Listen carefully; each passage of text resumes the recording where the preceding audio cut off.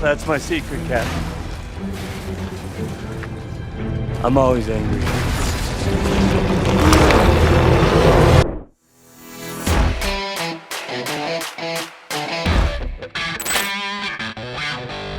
안녕하세요, 무비프레스 시청자 여러분. 저는 호스트 차자입니다. 영상을 보시기 전에 구독 잊지 않으셨겠죠? 바로 지금 구독과 좋아요 부탁드리겠습니다. 전 세계에 단 하나밖에 없는 영화 속 노동 이야기 컨텐츠, 지금 무비프레스 2.0에서 독점으로 보여드리겠습니다. 자, 그럼 오늘 진행하는 마블 영화 속 노동 이야기 과연 무엇일까요? 오랫동안 기다리셨습니다. 오늘 영화는 바로 You were made. 인류가 감당하기 어려운 위협을 막기 위해 생긴 특수기관 쉴드. 그곳에서는 신비한 에너지를 뿜어내는 물질 테서렉트를 연구하는 중입니다. 그런데 로키의 습격으로 테서렉트를 빼앗긴 것은 물론 쉴드에도 심각한 타격을 입게 됩니다. 그 결과 쉴드는 이 위협에서 벗어나기 위해 지구에 있는 히어로들을 한데 모으는 어벤져스 프로젝트를 개시하게 됩니다. 긴 시간 동면에서 깨어난 캡틴 아메리카, 수많은 전투 수트를 갖고 있는 아이언맨, 녹색 괴물 헐크, 아스가르드에서 온 천둥의 신 토르, 지구 최고의 궁수 호크아이, 그리고 쉴드 최고의 요원인 블랙 위도우까지, 이들이 함께 모여 지구를 습격한 외계 종족과 처절한 전투를 벌이는 마블 시네마틱 유니버스 페이지 1, 대망의 피날레를 장식한 영화 마블 어벤져스입니다.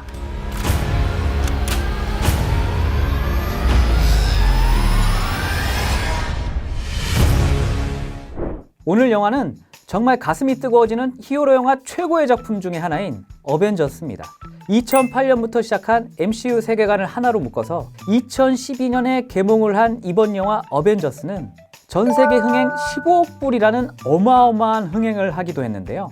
드라마, 코미디, 액션 모두에서 완벽한 콜라보레이션을 보여준 오락영화의 마스터피스라고 할 수 있는 영화이기도 합니다. 어벤져스의 가장 큰 업적은 바로 블록버스터 영화 속에서 세계관을 공유하면서 점차 사이즈를 키워나가는 전략을 완벽하게 정착시켰다는 점인데요. 이는 MCU를 총괄하는 마블의 수장 케빈 파이기의 업적이기도 합니다. 또한 어벤져스는 영화 본편이 끝나고 나서도 관객을 놀라게 한 쿠키가 유명한데요. 바로 인피니티 워의 악당 타노스가 짧게 등장을 하면서 향후 MCU 영화들에 대한 기대감이 더욱 커지기도 했습니다. 그렇다면 과연 마블 어벤져스에는 어떤 노동 이슈가 숨어 있는지 저와 함께 알아보러 가시죠.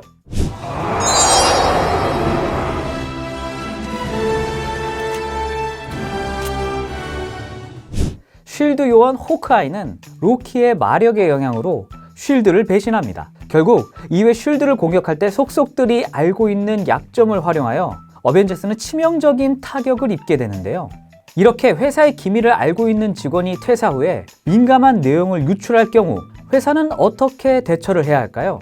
회사의 기술이나 기밀을 유출하는 문제는 최근 더욱더 이슈가 되고 있는데요. 실제로 조사 결과를 보면 기업 핵심 정보의 유출의 77%가 바로 내부 직원들에 의해서 이루어진다고 합니다.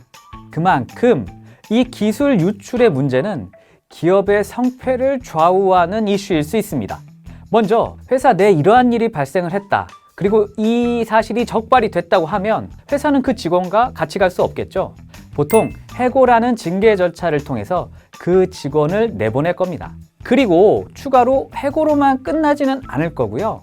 기술 유출에 대한 피해에 대해서 그 직원에게 민사상 손해배상 청구를 할 수도 있습니다. 그래서 요즘에는 입사할 때 근로계약서를 쓰는 것과 동시에 비밀 유지 서약서를 쓰는 회사가 점점 늘어나고 있습니다. 심지어 입사할 때 처음에 한번 쓰고 또 퇴사 시에 추가로 한 번 더 쓰는 회사도 있는데요. 서약서에는 회사의 재산과 그리고 영업 비밀에 대한 범위를 규정하고 있고요. 이를 잘 지킬 것을 서약하는 내용으로 구성되어 있습니다. 물론 서약서 한 장 썼다고 모든 게 다 해결되는 건 아니고요. 회사도 기술 유출을 방지하는 업무 환경을 만드는 보안 정책을 세우는 것이 필요합니다. 예를 들어 문서를 암호화하거나 기술 정보 유출을 감시하는 실시간 모니터링 체계를 구축할 필요가 있습니다. 그러니까 이러한 사고가 터지기 전에 예방 차원에서 회사가 취해야 할 조치들도 있다는 것이죠. 호크아이, 그러니까 배신 때리면 그냥 가는 거야. 아주 이 업계에서 그냥 완전히 매장되는 거야. 알았지? It'll be my genuine pleasure.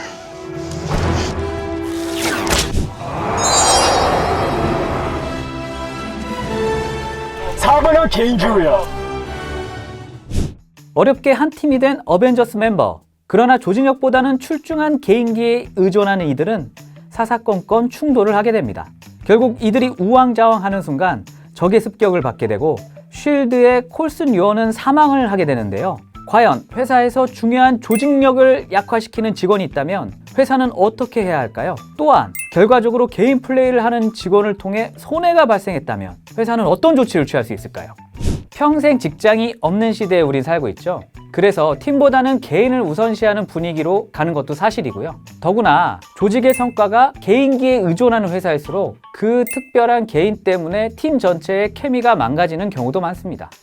그래서 요즘 회사들은 예전과는 다른 운영 방식으로 이러한 톡톡 튀는 개인들의 역량을 제대로 이끌어내려고 하는데요. 예를 들어 조직 구성을 기존의 계단식 방식이 아닌 몇 개의 프로젝트 팀으로 구성해서 운영하는 애자일 방식을 도입해서 좀 더 적극적인 참여를 유도하기도 합니다. 또한 보상체계에 있어서도 팀 성과에 의한 성과급을 주기도 하고 여기에 개인 성과에 대한 성과급을 추가하는 형태도 점점 늘고 있습니다. 그렇다면 두 번째 질문인 이러한 개인 플레이를 통해 회사에 끼친 손해는 어떻게 되는 걸까요? 사실 회사에 어떤 일이 실패했다고 하면 그 과정이나 의사결정은 팀 전체에서 이루어진 것이기 때문에 그 책임을 단순히 어떤 한 개인에게 묻기는 어려울 겁니다. 그렇다고 무조건 팀의 리더에게 모든 책임을 맡기는 방법도 직원들의 동기부여에는 별로 도움이 되지 않을 것이고요. 그렇기 때문에 회사의 리더는 그 조직에 가장 잘 맞는 업무 형태나 보상 형태에 대해 진지하게 고민할 필요가 있습니다. 그래서 오늘의 결론은 캡틴 아메리카, 당신은 가장 잘 맞는 조직 형태랑 보상 형태 좀 고민하시고요. 그리고 다른 멤버들, 캡틴 말 좀 잘 들어요. 어설픈 개인기 치지 좀 말고. 아셨죠?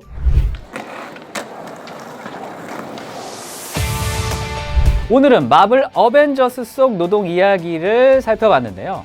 무비프레스의 차노무 코너, 앞으로도 영화 속 다양한 노동 이야기를 같이 살펴보도록 하겠습니다.